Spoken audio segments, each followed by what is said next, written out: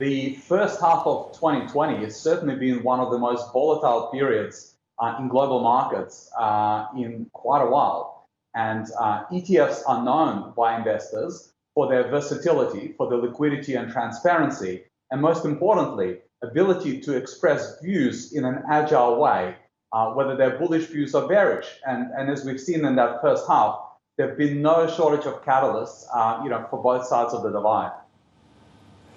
And how much new money have we seen added to ETFs globally over the course of the year so far, and what are you reading from that? Look, there's been $175 billion that's gone into the ETFs just in the short, sort of period of time that we were referencing. Interestingly enough, and we certainly believe at BetaShares that there is scope for investors to invest both passively and actively. But interestingly enough, if you look at the market like the US, which is the largest global market for ETFs, in that same time period, passive ETFs have seen a lot of increases, we talked about. And of course, there are different shapes and sizes to ETFs and different strategies and asset classes. But interestingly, actively managed funds have actually seen outflows in that very same period of time. So what we're seeing is that asset allocation is certainly driving returns more and more. And investors prefer the liquidity, the transparency, and of course the cost advantages of ETFs with an increasing pace. Oh, yes, indeed, Alex. I was reading the stat which highlighted that for every incremental dollar coming into the markets, 80 cents was coming in via the passive investment route. I want to come to you with a very, very pointed question. This is on popular demand. Gold ETFs. Everybody's been asking me about gold ETFs. What's your sense about the rally that we've seen thus far, and where does this investment class take us from here? And is it still time to hop on?